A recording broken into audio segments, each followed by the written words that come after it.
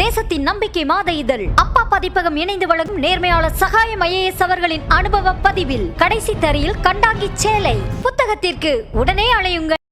மாற்றம் ஊடக நேயர்களுக்கு அன்பு வணக்கம்.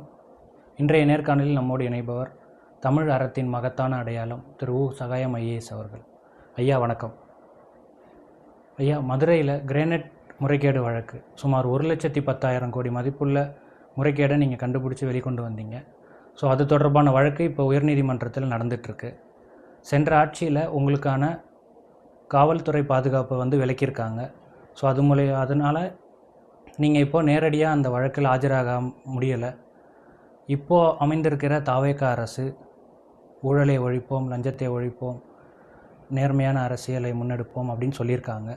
ஸோ திரும்ப உங்களுக்கு காவல்துறை பாதுகாப்போ தனி பாதுகாப்பு வழங்குவாங்களா? இந்த வழக்கு தீவிரமாக விசாரிக்கப்படுமா? இதை எப்படிங்க ஐயா பார்க்குறீங்க? வணக்கம். இப்போ நீங்கள் என்னுடைய பாதுகாப்பை பற்றி கேட்டீங்க. எனக்கு வழங்கப்பட்ட உயர்நீதிமன்ற உத்தரவால் வழங்கப்பட்ட ஆயுதம் தரித்த காவலர் பாதுகாப்பை தமிழக அரசு விலக்கி கொண்டதை பற்றி கேட்டீங்க. இப்போ நான் என்னுடைய பாதுகாப்பை காட்டிலும் நம்முடைய மக்களினுடைய பாதுகாப்பில் அதிக அக்கறை கொண்டவன் நான். சமூகத்தினுடைய பாதுகாப்பு அப்படித்தான் நான் கடந்த காலங்களில் எனக்கு அளிக்கப்பட்ட அந்த அதிகாரம், அந்த பொறுப்புக்கள் எல்லாம் இந்த மக்களுடைய நலன்கள், மக்களுடைய உரிமைகள், மக்களுடைய பாதுகாப்பு அவைகளை காப்பாற்றுறதுல தான் நான் ரொம்ப தீவிரமாக இருந்திருப்பேன். அதற்காகத்தான் சட்டங்களை எல்லாம் நான் பயன்படுத்தி இருக்கிறேன். இப்போ நான் ஒரு சட்டம் படித்த காரணத்தினால வெகு சில அலுவலர்கள் தான் தமிழ்நாட்டில் சட்டங்களை மிக அதிகமாக மக்களினுடைய நலன்களை, உரிமைகளை பாதுகாப்பதற்காக பயன்படுத்தி இருக்கிறார்கள். அப்படிப்பட்டவர்களை நானும் வருவேன். நான் மிகப்பெரிய ஒரு குளிர்பான நிறுவனம், உலகினுடைய மிகப்பெரிய குளிர்பான நிறுவனங்கள் 2 என்றால் அதில் ஒன்று. அந்த குளிர்பான நிறுவனத்தினுடைய விற்பனை பொருள்களுக்கு தடை விதித்து அந்த ஆளையே நான் இழுத்து போனது கூட இந்த சட்டத்தை பயன்படுத்தி மக்களினுடைய நலனை காப்பாற்றுவேன். எனவே இப்படித்தான் நான் பல்வேறு தளங்களில், பல்வேறு பொறுப்புகளில், அது கோட்டாட்சி தலைவராக இருந்தாலும் சரி, மாவட்ட வருவாய் அலுவலராக இருந்தாலும் சரி, அல்லது மாவட்ட கலெக்டர், மாவட்ட ஆட்சித்தலைவராக இருந்தாலும் நான் இந்த சட்டத்தை பயன்படுத்தி மக்களை பாதுகாக்கக்கூடிய பணியில் தீவிரமாக இருந்தேன். அதனால் மக்கள் பாதுகாப்பு தான் என்னை பொறுத்த வரைக்கும் முக்கியம். இப்போ ஏன் பாதுகாப்பை கேட்குறீங்க? ஏன் பாதுகாப்பு பிரச்சனை இங்கே வந்துச்சு? நான் 2012 கிரானைட் முறைகேடால் அரசுக்கு 16,000 கோடி இழப்புன்னு நான் அறிக்கை அளித்தேன். அதுக்கு பின்னால் நான் மாற்றப்பட்டேன். அதற்கு பிறகு நான் கோஆப்டெக்ஸ் நிறுவனத்தில் மேலாண் இயக்குனர். அதன் பின்னர் நான் அங்கே சயின்ஸ் சிட்டி அறிவியல் நகரத்தில் நான் ஒன்றுமே அதிகாரம் இல்லாத ஒரு இடத்திற்கு நான் பணிமாறுதல் செய்யப்பட்டேன். அந்த காலகட்டத்தில் அதில் சேர்ந்த 2 நாளில் அன்றைக்கு உயர்நீதிமன்றம் அன்றைக்கு நாடறிந்த சமூக செயற்பாட்டாளர் மறைந்த அன்பிற்குரிய டிராஃபிக் ராமசாமி அவர்களால் தொடுக்கப்பட்ட ஒரு பொதுநல வழக்கு. அந்த வழக்கில் என்னையே சென்னை உயர்நீதிமன்றம் அன்றைக்கு லீகல் கமிஷனராக, ஸ்பெஷல் ஆஃபீஸராக நியமனம் செய்து இந்த கிரானைட் முறைகேடுகள் பற்றி விசாரிக்க சொன்னோம். இப்போ இந்த பணி ரொம்ப ஒரு அபாயகரமான பணி. இதில் 20 ஆண்டுகளுக்கு மேலாக பெரும் இந்த கிரானைட் முறைகேட்டாளர்கள் பெரிய அளவிற்கு விதி மீறல்கள், சட்ட மீறல்களிலே ஈடுபட்டு அரசுக்கு பல்லாயிரக்கணக்கான கோடி ரூபாய் இழப்பை ஏற்படுத்தி இருக்கிறார்கள், நிதி இழப்பை ஏற்படுத்தி இருக்கிறார்கள், விதிமீறல்களில் ஈடுபட்டு இருக்கிறார்கள். இது அதிகாரிகளினுடைய துணையோடு, ஆட்சியாளர்களினுடைய ஆசியோடு நடந்தது என்பது எல்லோரும் அறிந்த ஒன்று. இவர்கள் ரொம்ப வலிமையானவர்கள். இவர்களுக்கு நம்மை போன்ற அதிகாரிகள் எல்லாம் ஒன்றுமே இல்லை. இந்த நிலையில்தான் என்னுடைய பாதுகாப்பை உறுதி செய்கின்ற வகையில் அன்றைக்கு 2014ஆம் ஆண்டு சென்னை உயர்நீதிமன்றம் எனக்கு ஆயுதம் தரித்த காவலர் பாதுகாப்பை அளித்திட அன்றைக்கு உத்தரவிட்டது. அந்த அடிப்படையில் தான் எனக்கு வழங்கப்பட்டது.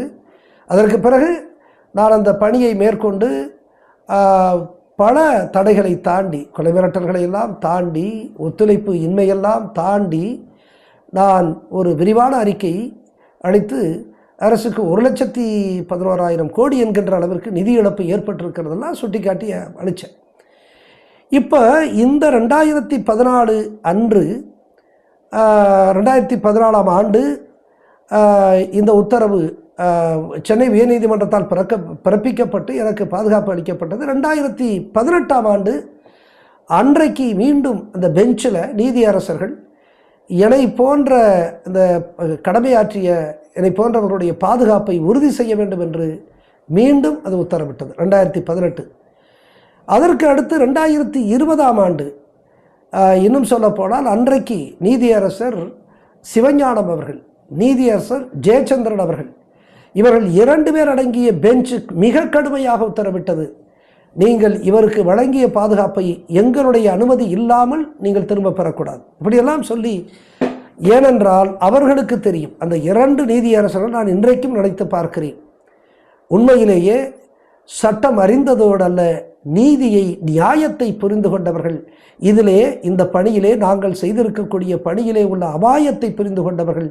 இந்த பின்புலத்தில் இந்த கிரானைட் முறைகேடு, இந்த பெரும் நிதி இழப்பை அரசுக்கு ஏற்படுத்தினார்களே, அவர்கள் எந்த அளவிற்கு வலிமையானவர்கள், அவர்கள் எந்த தூரத்திற்கும் செல்வார்கள் என்பதை இந்த 2 நீதியரசர்களும் மிக நன்காக புரிந்து கொண்டு அன்றைக்கு உத்தரவிட்டார்கள். ஆக 3 முறை உத்தரவிடப்பட்ட ஒரு நிலைதான் எனக்கு அந்த பின்புலத்திலே எனக்கு இந்த ஆயுதம் தரித்த காவலர் பாதுகாப்பு வழங்கப்பட்டு தொடர்ந்தது. அது 2023 அன்றைக்கு திமுக அரசால் அது விலக்கிக் கொள்ளப்பட்டது. ஏற்கனவே திமுக அரசும் அல்லது அதிமுக அரசு அவர்கள் இயற்கை வள சூறையாடலிலே ஈடுபட்டதை நாடறியும். அவர்கள் அதை போல அன்றைக்கு இருந்த அலுவலர்களும் இந்த இயற்கை வள சூறையாடலிலே முறைகேட்டாளர்கள் ஈடுபடுகிற பொழுது கண்டும் காணாமல் இருந்தது உண்மை. எனவே இன்றைக்கு காவலர் பாதுகாப்பு எனக்கு அளிக்கப்பட்டிருப்பது இந்த மாபெரும் அந்த இயற்கை வள சூறையாடல், தமிழர் தாயகத்தில் நடைபெற்ற இந்த மாபெரும் இந்த இயற்கை வள சூறையாடலை அது நினைவுபடுத்துகின்ற காரணத்தினால் ஒரு ரிமைண்டராக, நினைவூட்டலாக இருக்கிறது.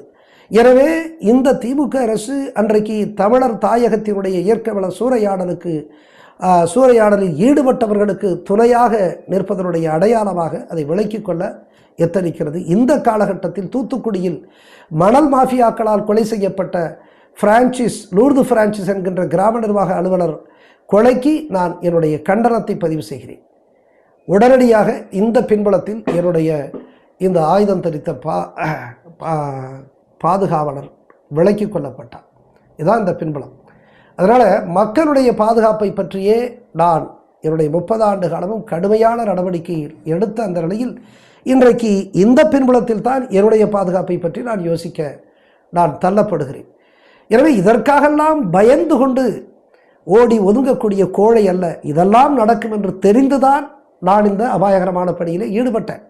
ஆனால் இதெல்லாம் சொல்ல வேண்டிய கடமை இருக்கிறது. திமுக அதிமுக அரசு எப்படி எம்முடைய தமிழர் தாயகத்தினுடைய இயற்கை வளங்களை சூறையாடலில் ஈடுபட்டது என்பதை சொல்ல வேண்டியது மட்டுமல்ல, என்னுடைய அந்த உயர்நீதிமன்ற உத்தரவிட்ட அந்த பாதுகாவலர் வழங்கக்கூடிய நிலையில் தன்னிச்சையாக, எதேச்சிகாரமாக, அத்துமீறலாக எப்படி அந்த பாதுகாவலரை விலக்கிக் கொண்டது என்பதை சொல்ல வேண்டிய கடமை இருக்கிறது. இதற்கெல்லாம் அஞ்சுபவன் அல்ல நான்.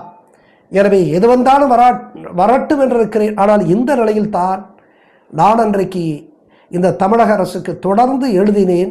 அன்றைய தலைமைச் செயலர், அன்றைய டிஜிபி 2 பேருக்கும் எழுதியும் எந்த பயனில்லாத நிலையில் நான் இன்றைக்கு உயர்நீதிமன்றத்திலே வழக்கு தொடர்ந்திருக்கிறேன். அது நிலைமையாக இருக்கிறது. உண்மையிலேயே இவர்கள் செய்த இந்த அத்துமீறல் என்பது அது உயர்நீதிமன்ற அவமதிப்பு வழக்கு தொடர்வதற்கு உகந்த ஒரு வழக்காகத்தான் கருதுகிறேன். இந்த பின்புலத்தில் தான் நான் இன்னமும் ஒரு உத்தரவை பிறப்பிக்கவில்லை. நீங்கள் கேட்குறீங்க, இன்றைக்கு புதிதாக வந்திருக்கக்கூடிய தமிழக அரசு இதை செய்யுமா என்று கேட்கிறீர்கள். செய்ய வேண்டும். அது செய்வதற்கு இதற்காக ஒரு கமிட்டியை கூட்ட வேண்டிய அவசியமே இல்லை. உயர்நீதிமன்ற உத்தரவு 3 முறை பிறப்பிக்கப்பட்ட உத்தரவு இருக்கிறது.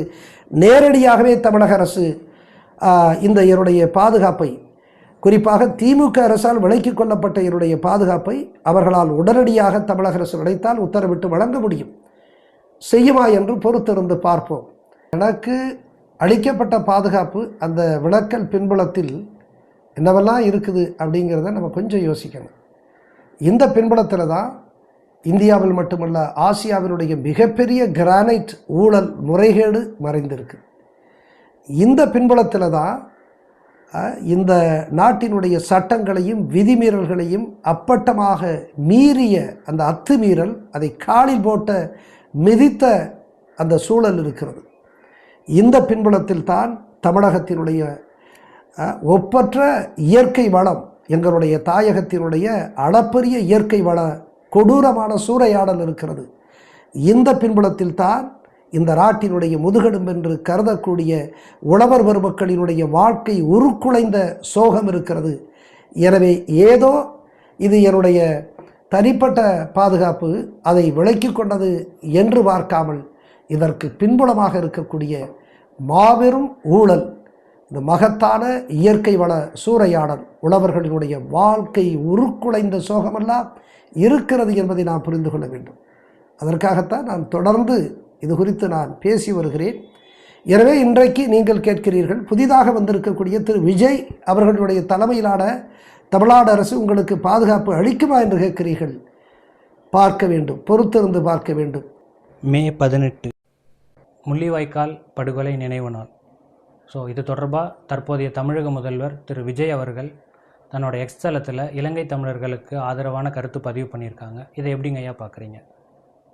இப்போ நம்ம கடந்த மே 18 2 நாளைக்கு முன்னால் இந்த முள்ளிவாய்க்கால் பேரழிவு, ஈழத்தமிழர்கள் அல்லது தமிழின அழிப்பு நாள் என்கின்ற அளவிற்கு உலகமெங்கும் அந்த நிகழ்வு நடத்தப்பட்டு அந்த தியாகத்தை ஈழத்தமிழர்கள் முள்ளிவாய்க்காலில் 2 லட்சத்திற்கு மேற்பட்டவர்கள் அநியாயமாக இனப்படுகொலைக்கு ஆளான அந்த துக்க நாளை உலகெங்கும் அவர்கள் நடத்தினார்கள், நினைவு கூர்ந்தார்கள்.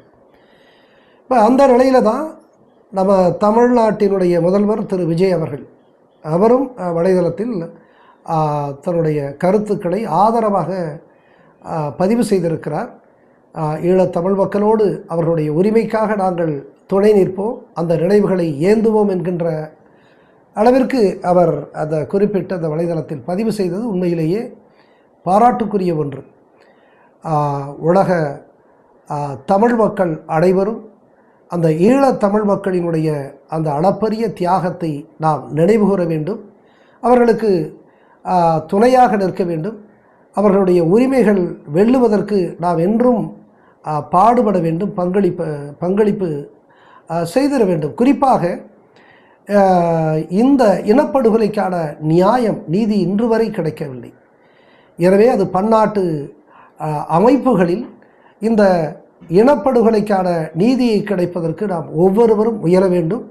குறிப்பாக தமிழக முதல்வர் திரு விஜய் அவர்கள் இது ஒரு அடையாள பதிவாக மட்டுமே அது நில்லாமல் ஆத்மார்த்தமான உள்ளார்ந்த ஒரு முயற்சியாக அடுத்தடுத்த முயற்சிகளை எடுக்க வேண்டும். ஈழத்தமிழர்களுடைய உரிமைக்காக அவர் குரல் கொடுக்க வேண்டும்.